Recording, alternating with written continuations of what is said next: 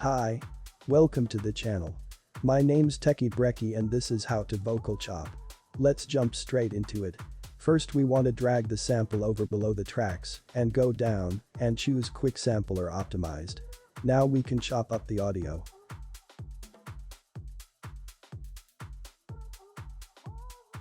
We are gonna choose the slice option. Then change from transient mode to beat divisions. Now change the divisions to 1.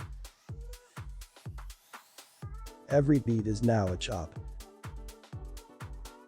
Next we want to change polyphony to mono, so the next chop always cuts off the last one.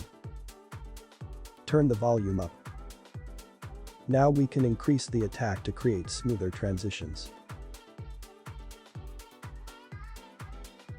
We can now bring up the piano roll and draw on some MIDI notes to create our vocal chop.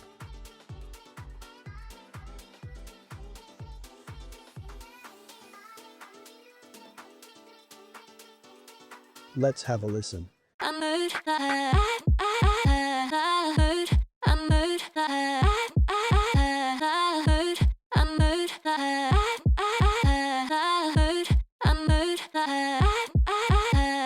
If you enjoyed this vid, check out my other tutorials. Peace.